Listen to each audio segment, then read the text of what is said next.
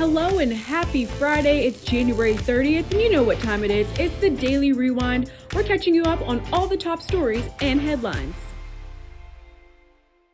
We're following breaking news from Virginia Beach. That's where firefighters are on the scene of a fire. It is happening right now on Mozart Drive. 10 on your side's Michael Rinker is there. Michael, what have you learned and what are you seeing? Yeah, good morning, Katie and Kiana. This was a house that originally caught fire yesterday, and it was a house that the homeowner, the man who lived here, was killed in this house fire. But yesterday, Virginia Beach Fire was able to control the flames. And I'll just let you take a look at the damage right now, because this is a completely different scene than what it was looking like yesterday after Virginia Beach Fire was able to take the fire under control. The house was still standing 3 stories high, and then it re-sparked this morning around 5 o'clock. And that's what neighbors say. This is the result. The amount of damage you're seeing right now is all from what reignited here this morning. I did speak with a neighbor who was really good friends with the man who lived here. He said he was a veteran that was just a couple of weeks away from retiring. So this is a really tragic story. Obviously, any death is a tragic death, but just, they say this man put his life into this house. He loved his cars, but he really took his time to make this house what it was. It's been a tough morning for them. They say kind of watching it recatch fire today is kind of going back to the steps of what they were dealing with emotionally yesterday. But the fire also did cause damage this morning to the houses next door, specifically the one to the right. You see the amount of side paneling that's just been deteriorated. Now, fire crews have worked on both houses throughout the morning for the last several hours, just trying to keep it under control. I did speak with a woman who lives there. She said she's trying to figure out what she's going to be doing in the days ahead. Of course, we have some potential for a lot of snow coming in, especially here in Virginia Beach. So she's trying to figure out what she's going to do, because if she can't stay there, well, she needs to be somewhere for when the snow gets here. Of course, we'll continue to have the latest for you throughout the morning here on Fox 43 and over on wavy.com. 100% chance for accumulating snow. That's what I've got. This is Saturday afternoon through Sunday morning early, and the impacts, roads, businesses, power outages, all going to be impacted by this. Yeah, hopefully the power outages are limited, but it could be a big problem. We'll see. Right now, we've got a stationary front to the south, area low pressure out there over to our southwest, and that low is going to be riding east today tomorrow, and then it's going to get out here over the coast, off the coast, and meet another low and strengthen. And then it's going to move off to the northeast. Might even do a bit of a hook and then kind of come back in a little bit, but it will create this band of snow, and that will impact a lot of people, including our region. We're going to get snow on this one. There's not a chance for a mix this time, except for a small spot to the southeast. So let's go through time. Let's find out what's going to be happening. Super Doppler 10. We're dry this morning. Seeing a little bit of sunshine. You know, if you got to get out and do some things today, go for it. Today's the day. Even tomorrow morning might be all right, but today we just have increasing clouds and maybe a couple of flurries in the afternoon. So that's all I'm expecting as of this time. So we go past that, you know, maybe a couple of flurries tonight, and tomorrow morning there might be a couple of flurries as well. There's that mix that tries to develop to the southeast for a little bit tomorrow morning. Then it turns into some snow showers and pushes north. So maybe even near the state line at noon, we'll see. But in the afternoon, we do get some snow showers in Hampton Roads, but there's a lot going on in northeast North Carolina. That's where the highest totals are expected. And then that snow creeps north some more into 6 o'clock, and then there's a lot of snow northward going into 11 o'clock. So this will be prime time for the snow. Saturday evening, Saturday night, and early Sunday morning. So here's 5 o'clock. There's still snow going, but it's probably going to wrap up between about 5 and 7, maybe lingering along the coast, and then it's gone. So by midday, we should dry things out. So I agree with our model to a good point there. But there's one thing that's a little bit different on the GFS model, and that's Saturday afternoon. It kind of agreement Saturday morning, but Saturday afternoon it's got that snow all the way up to the northern neck. So kind of splitting the difference there and thinking we will get some snow Saturday afternoon, maybe not this far north though. And then it also has that snow going till Sunday morning and then drying things out in the afternoon. Maybe a little lingering across the Outer Banks, but we'll see about that. I'm not agreeing with that part of the forecast. So the amounts here vary quite a bit. Future track, it's been bouncing around. Right now it's too low. I think it's just too low. The NAM was looking like future track, and then it went way up all of a sudden just in one update, so I'm not buying that one. These have been steady lately, the GFS and the European model, so we're kind of looking at these numbers, you know, a lot of 3 to 6s in here for the Hampton Roads area. So I'm looking at all the models, even including more, And so this is my snow forecast. I've got about a ½ inch to an inch up there, Richmond, Accomack County, 1 to 3 for the rest of the Middle Peninsula and the lower eastern shore, and then also James City County, York County in there towards northern Newport News, 1 to 3 inches. Southern Newport News, Hampton, 3 to 6, Smithfield, Franklin, and a lot of the metro. I'll zoom in a moment. And then that goes down into Northampton County. But then this 6 to 8 inch zone is in here. Virginia Beach, Chesapeake, down to Gates County, 8 to 11 inches. Southern Virginia Beach, down to the Outer Banks. And the cutoff there is about Elizabeth City, give or take. So here's the closer view. And again, you know, a lot of the metro, Hampton, Newport News, Portsmouth, Norfolk, and Suffolk, 3 to 6. North end of Virginia Beach, but hey, 6 to 8 for the rest of the city and in there Chesapeake. This still could change.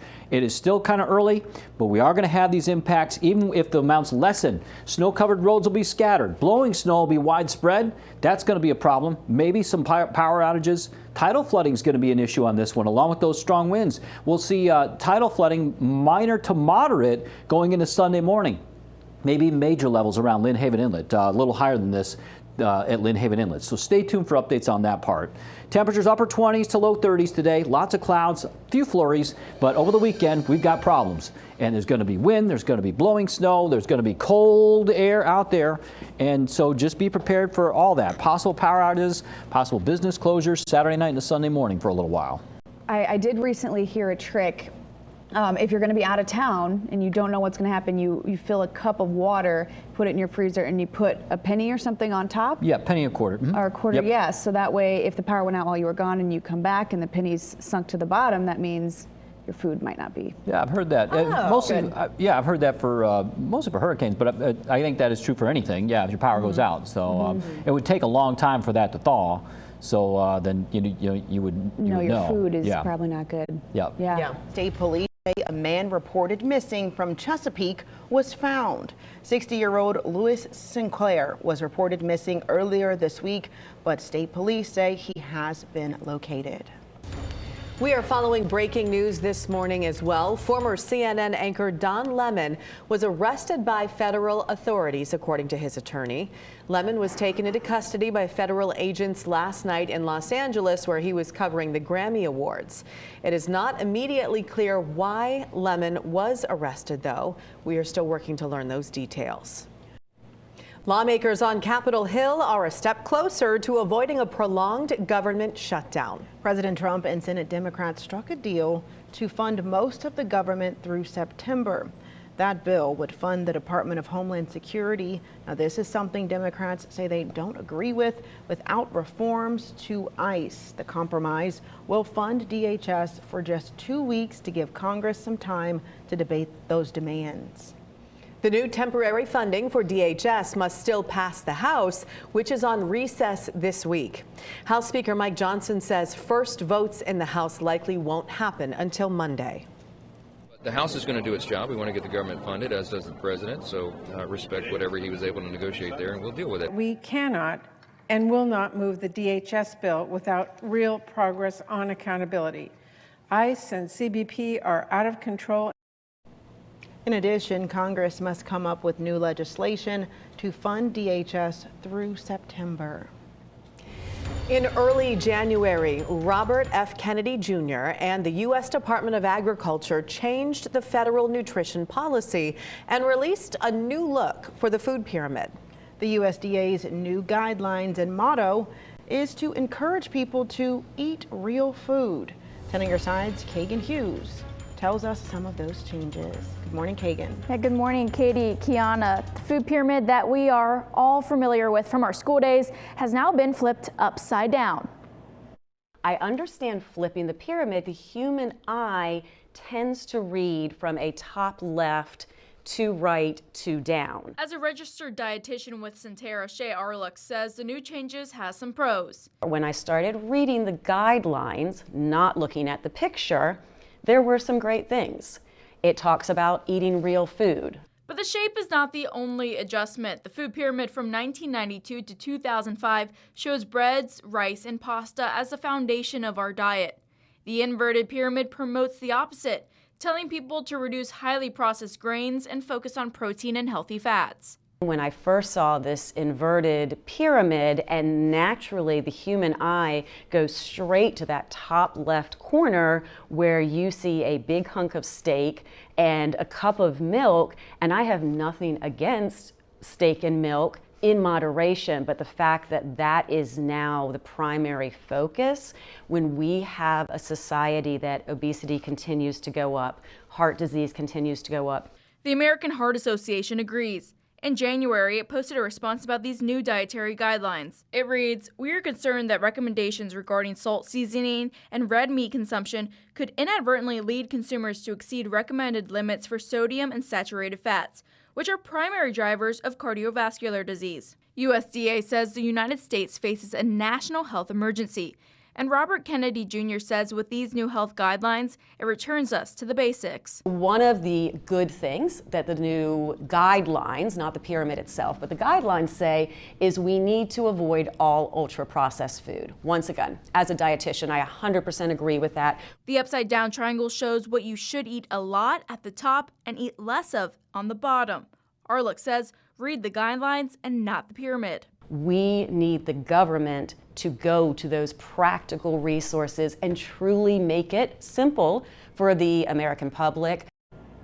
Now, this is not the first time the food pyramid has changed. From 2011 until 2026, it was My Plate, which simplified your diet and what it should look like with a dinner plate. Kagan Hughes, 10 on your side. When it comes to those experiencing homelessness, cities often open warming shelters when the temperatures drop. And sometimes extraordinary individuals rise to the occasion using their own resources. 10 on your side met one such woman last night in Portsmouth. After work, of course, most people just want to relax, but not Shawn Somerville. She spends most of her evenings delivering food to the homeless alongside her Authentic Blessings team. They go all over Hampton Roads, meeting those in need, often right where they are. Last night, she was in Portsmouth and in Norfolk, making a difference. Make them feel like they are a part of this world. They are our neighbors. They are our neighbors. Inside or out, they are our neighbors. If you'd like to support Authentic Blessings, you can visit this story on the homepage of wavy.com.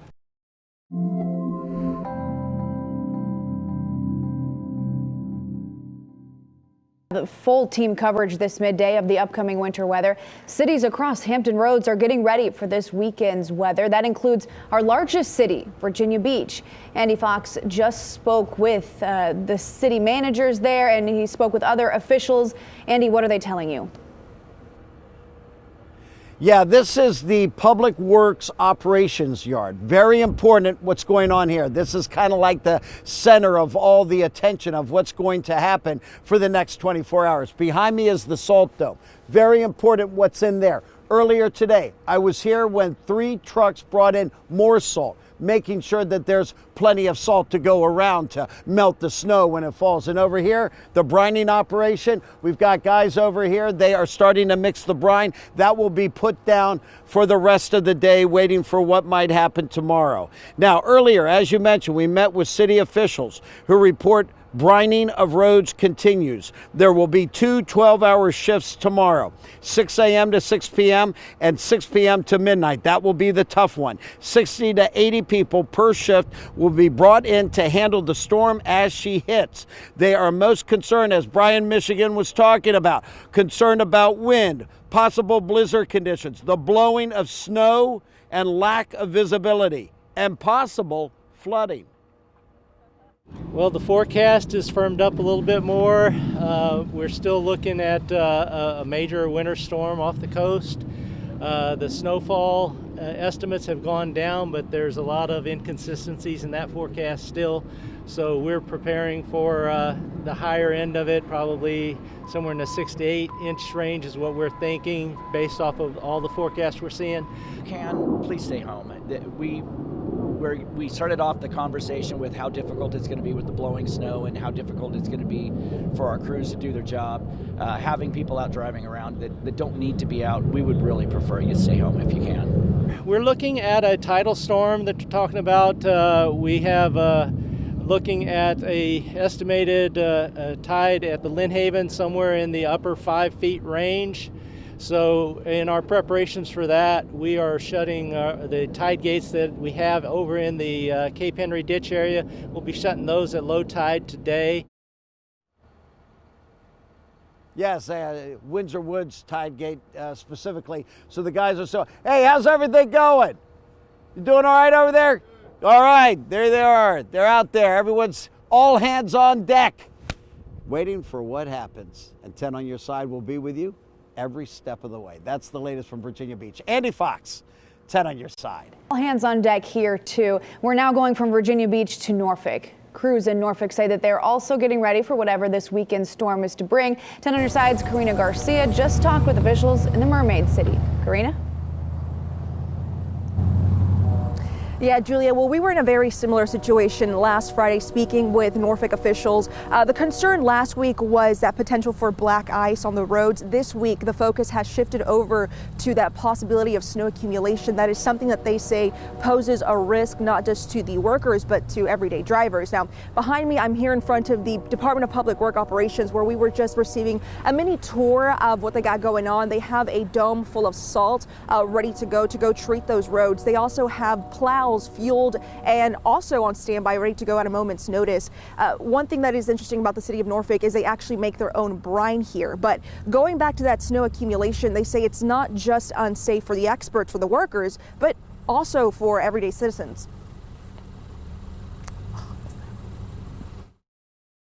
Of course, the variable is that we are also expecting and preparing for whiteout conditions. So while the snow is actively falling, we're actively plowing. However, this situation, the drivers have to use discernment when it comes to the lack of visibility when it comes to their driving. So with those 40, 50 mile per hour winds and you have blowing snow, it's going to be hard to see. Also, that blowing wind can create snow drifts in the road. So they have to learn how to navigate that as well. That's right. And as a general rule of thumb, they say if you don't have to leave your home this weekend, don't. Of course, we know that not everybody can afford to stay home, but we have more on the city's preparations tonight on Wavy News 10 starting at 4, as well as how other residents in the area are getting ready for this weekend's snow. Live in Norfolk, Karina Garcia, 10 on your side. Forecasted winds this weekend, you very well may lose your power. This midday, Dominion Energy is already taking steps to respond quickly. 10 on your side's Kagan Hughes shows us how. Dominion Energy has a plan, one that resembles what they were doing this time last week. Staging equipment and crews, mobilizing units to be ready to respond to whatever this winter storm brings our way. Having back-to-back storms definitely tests the limits of our community, but our company prepares year-round. When it comes to expectations, Dominion believes some areas will lose power this weekend. We saw it just a week ago. That was largely because of ice. This go-around, Dominion says it's the larger snow projections and the winds that they're focusing on. The wind does pose a risk for outages because it blows the trees, it blows the branches into power lines. Crews and equipment are already in location in the Outer Banks and in Virginia Beach, and they'll be stocked and ready to go when an outage happens. When there are high winds at 35 miles per hour or greater, then our crews cannot work safely in those bucket trucks. But if those outages are widespread, hospitals, EMS, and police will be priority one. So be ready to go if you lose power for a few hours. We encourage the community to have extra blankets and have flashlights and extra batteries. On the Outer Banks, Dominion has crews centered in Kitty Hawk. They believe the winds will cause issues there. Newsom says they will work with other utility companies as well if things get real bad, but they do believe they're prepared for this weekend. We try to stage our crews in advance of storms so they're not traveling in the heart of the elements. Dominion says if you experience an outage or even see a down power line, report it on their app. We'll have a link to that on wavy.com. Kagan Hughes, 10 on your side. We're on your side with a closer look at the new food pyramid. The modified nutrition guidelines were released earlier this month by Secretary of Health and Human Services Robert F. Kennedy Jr. and the Department of Agriculture. Kagan Hughes shows us how the new model we knew from school has been totally flipped upside down. I understand flipping the pyramid. The human eye tends to read from a top left too right, too down. As a registered dietitian with Centera, Shay Arluck says the new changes has some pros. When I started reading the guidelines, not looking at the picture, there were some great things. It talks about eating real food. But the shape is not the only adjustment. The food pyramid from 1992 to 2005 shows breads, rice, and pasta as the foundation of our diet. The inverted pyramid promotes the opposite, telling people to reduce highly processed grains and focus on protein and healthy fats. When I first saw this inverted pyramid, and naturally the human eye goes straight to that top left corner where you see a big hunk of steak and a cup of milk, and I have nothing against steak and milk in moderation, but the fact that that is now the primary focus when we have a society that obesity continues to go up, heart disease continues to go up. The American Heart Association agrees. In January, it posted a response about these new dietary guidelines. It reads, "We are concerned that recommendations regarding salt seasoning and red meat consumption could inadvertently lead consumers to exceed recommended limits for sodium and saturated fats, which are primary drivers of cardiovascular disease." USDA says the United States faces a national health emergency. And Robert Kennedy Jr. says with these new health guidelines, it returns us to the basics. One of the good things that the new guidelines, not the pyramid itself, but the guidelines say is we need to avoid all ultra-processed food. Once again, as a dietitian, I 100% agree with that. The upside down triangle shows what you should eat a lot at the top and eat less of on the bottom. Arluck says read the guidelines and not the pyramid. We need the government to go to those practical resources and truly make it simple for the American public. Kagan Hughes, 10 on your side. Norfolk native Keyshawn Davis is back in the boxing ring tomorrow night at Madison Square Garden in New York City. He recently made the move from lightweight up to super lightweight after gaining a few pounds. Davis will take on Jermaine Ortiz. This is the first time we've seen Keyshawn in the ring since February of last year. And then I also got another chance to fight in the Mecca of the MSG, but I never thought here was a sold-out crowd. Like, that's crazy. It's definitely going to be one of the, probably the biggest event I was ever a part of. Our Wavy Sports team will, of course, be locked in on this match and will bring you the highlights. Well, I hope you're hungry. Tomorrow is the last day of Restaurant Week in Portsmouth. Tonight and tomorrow, weather pending, of course, you can head out to eat and support local businesses. Participating restaurants will offer lunches starting at $15 and dinners starting at $35. Some of the breakfast deals are pretty good, too.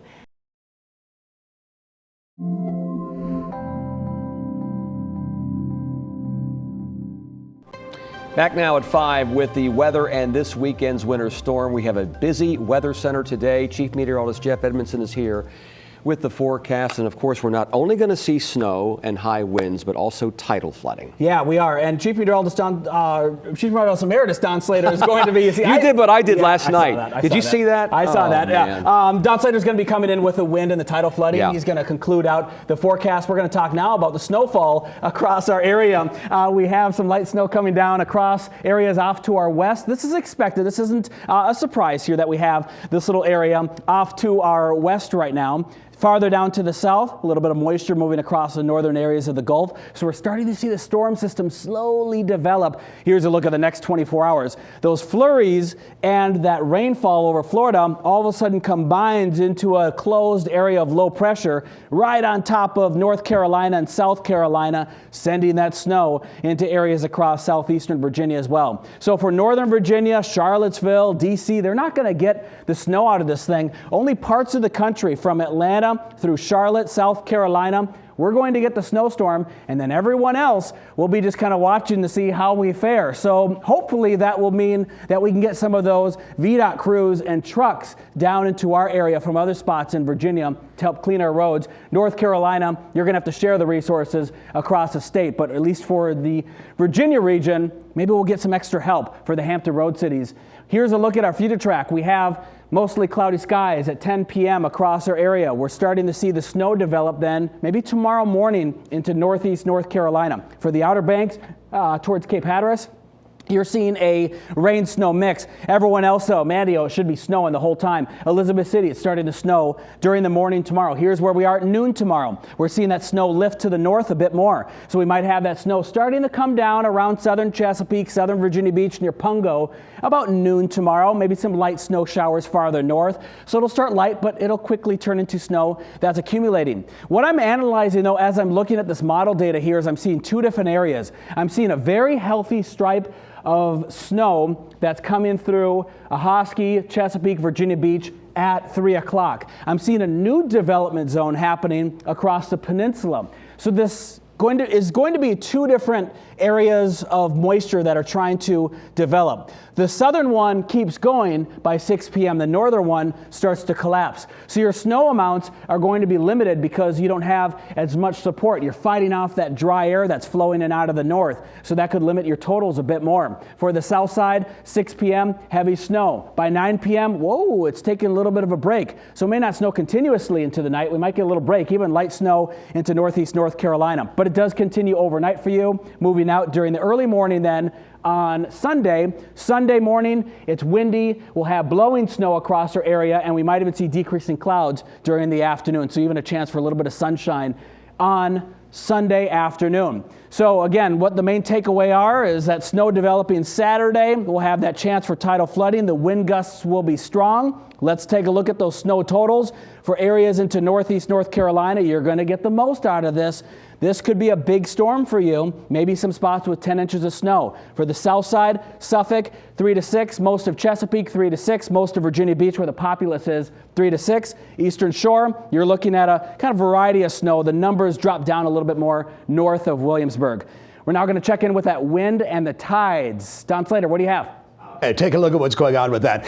Once again, with this blowing snow that we've got going on and the strong winds, even if it's just a little tiny bit of snow or snow on the ground, we can end up with whiteout or blizzard conditions at times. And they're going to be here and there closer to the coastline and into eastern North Carolina. Here's what's going on with the wind gusts and these little teeny tiny numbers. I'm trying to get more bang for our buck here, showing you what the wind chill is going to be doing in some of these small numbers. Now look at these numbers tomorrow morning at 7.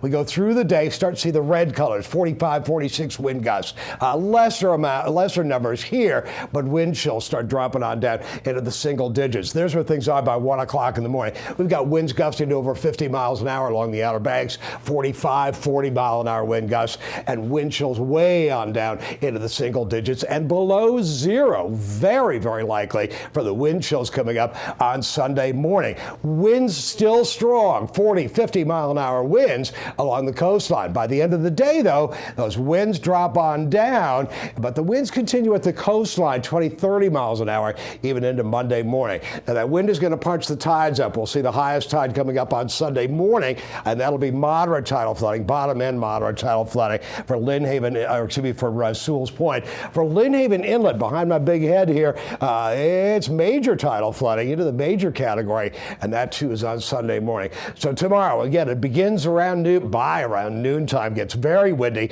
Snow continues all night long, and it tapers off on Sunday morning, but the wind continues. We got a little bit of hope in sight for temperatures into the low 40s in the afternoon. Oh boy, what a treat. That'll be Tuesday, mostly on through Friday.